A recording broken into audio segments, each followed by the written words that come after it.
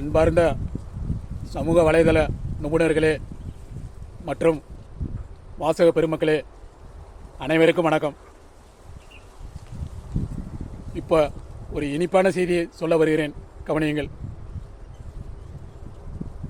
அதாவது இப்போ 2008ஆம் ஆண்டிலிருந்து திசைவெளி புதிர் கணக்கு என்று ஒன்றை பல பத்திரிகைகள் வெளியிட்டிருக்கிறேன் பரிசு போட்டியாக. இதுவரை யாரும் கண்டுபிடிக்கவில்லை. அதேபோல 2009ஆம் ஆண்டு பாக்கியா வார பத்திரிகையில் இந்த போட்டியை அறிவித்திருக்கிறேன், 40க்கு 40 கட்டமாக. அதில் 2 பேர் வந்தார்கள் குறிப்பிட்ட விடையை கண்டுபிடித்து. அவர்கள் என்னிடம் 500 ரூபாய் பரிசு பெற்றதாக பத்திரிகை நிறுவனம் மூலம் பெற்றுக்கொண்டார்கள். அதை நான் கொடுக்க சொல்லவில்லை, அவர்களாக கொடுத்ததுதான். ஆனால் குறிப்பிட்ட விடையை கண்டுபிடித்திருந்தார்கள். அதை முழுசு இன்னும் நிரூபிக்க முடியவில்லை. இப்போ நான் அரசு முன்னணியில் 2 லட்சம் பரிசு வழங்க தயாராக உள்ளேன். ஏன் நேரில் வரலாம்ல? ஏன் இவ்வளவு நாள் திருட்டுத்தனமாக உழைத்துக் கொண்டிருக்கிறார்கள்? திருட்டுத்தனமாக உழைக்கிறது முக்கியமில்லை, நேர்மையான உழைப்பு தான் உலகில் ரொம்ப முக்கியமே. ஒரு இடத்தில் எழுதி கொண்டே இருந்தால் பத்தாது. அதாவது என்ன சொல்ல வருகிறேன் பாருங்கள். முடியாது என்று சொல்வதெல்லாம் உலகில் யாரோ ஒருவன் செய்து கொண்டுதான் இருக்கிறான் என்று சொல்வார்கள். அப்படி செய்து கொண்டே இருந்தால் மட்டும் பத்தாது, அரசு முன்னிலையில் நேரில் வரணும், நான் கண்டுபிடிச்சிட்டேன் என்று. அதுதான் நேர்மையான உழைப்புக்கு அர்த்தம். அதே போல தெரியாம எழுதி கொண்டே இருந்தா அது திருட்டுத்தனமாக வாழ்வதற்கு அர்த்தம். புரிந்து கொண்டீர்களா? அதே போல நான் யார் ஜெயிக்கிறாங்களோ அவர்களுக்கெல்லாம் நான் 2 லட்சம் பரிசு வழங்க தயாராக உள்ளேன். அது முதல் நபராக ஜெயிப்பவர்களுக்கு. ஏன் முதல் நபராக ஜெயிக்கிற மாதிரி யாராவது வர சொல்லுங்க பார்க்கலாம், நான் ஜெயிச்சு காட்டுறேன். அதை நான் கின்னஸ் சாதனைக்காக கண்டுபிடிச்சேன். அவங்களுக்கு அனுப்பி கின்னஸ்லேருந்து கடிதமும் பெற்றிருக்கிறேன். பிறகு ரெக்கார்டுக்கு உண்டான பதிலையும் பெற்றிருக்கிறேன். இதுவரை யாரும் இன்னும் கண்டுபிடிக்கவில்லை. அதே போல கின்னஸ் சாதனை என்றால் யாரோ ஒருவர் கண்டுபிடிச்சதை முறியடிக்கிற மாதிரி கண்டுபிடிக்கணும், உலக மக்களுக்கு நன்மையாகவும் இருக்கணும். அதுதான் கின்னஸ் சாதனை. அதற்கு போட்டியாகத்தான் இப்போ இந்த கணக்கை நான் அறிவித்திருக்கிறேன். அதாவது 40க்கு 40 கட்டம், 120க்கு 120 கட்டம், 1000க்கு 1000 கட்டம், லட்சத்துக்கு லட்சம் கட்டம். இதையெல்லாம் நாம் சமூக வலைதளங்களில் வெளியிட்டிருக்கிறேன். இதுவரை யாரும் கண்டுபிடிக்கவில்லை.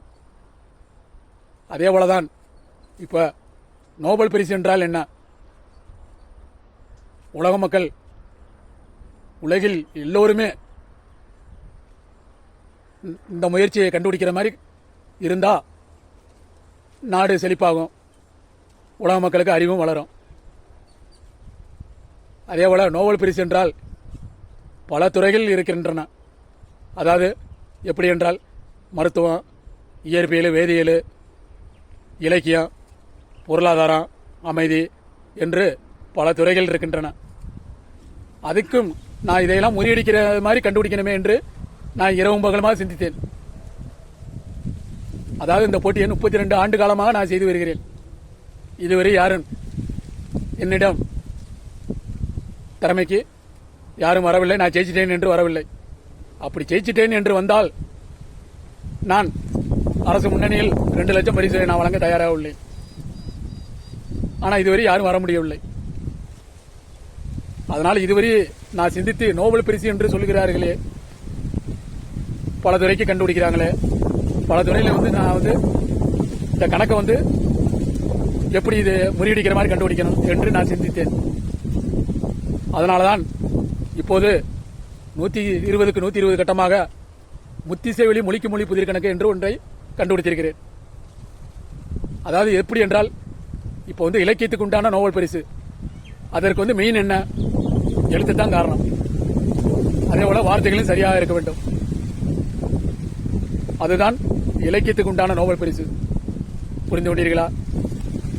அதே போல அமைதிக்கு உண்டான நோபல் பரிசு என்றால் என்ன? ஏதாவது சண்டை சச்சரவு ஏதாவது நடந்தா அதை சமாதானம் பண்ணுவது, மக்களை கொள் பண்ணுவது, அதுதான் அமைதிக்கு உண்டான நோபல் பரிசு.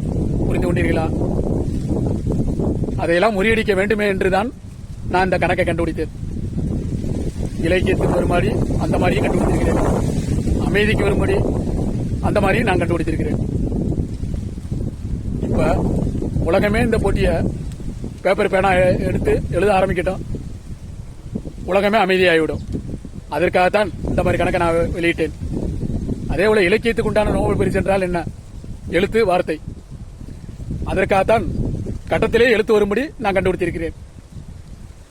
இதெல்லாம் முறியடித்து இதெல்லாம் உலக மக்கள் சிந்திக்க வேண்டும்.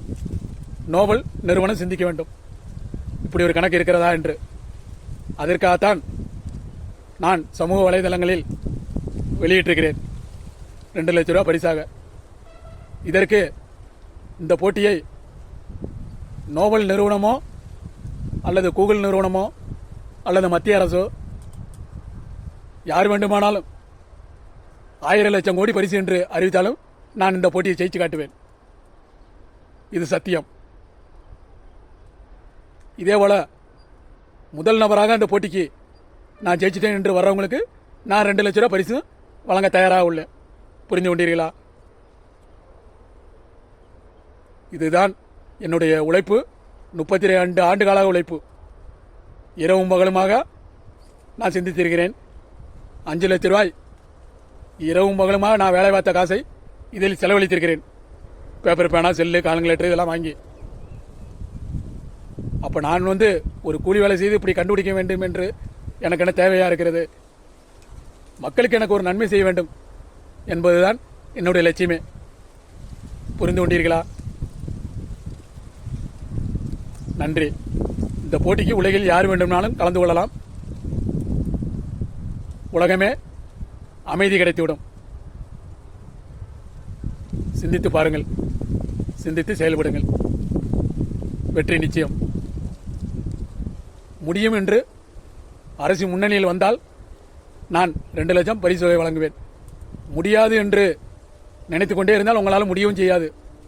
அதேபோல சும்மா எழுதி பார்த்துக் கொண்டே இருந்தால் அது திருட்டுத்தனமான உழைப்பு என்று அர்த்தமும் ஆகும். எழுதி கொண்டே இருந்தால் மட்டும் போதாது, நேரில் வர வேண்டும். அதுதான் உண்மையான உழைப்புக்கு அர்த்தம். புரிந்து கொண்டீர்களா? சிந்தித்து செயல்படுங்கள். வாழ்த்துக்கள்.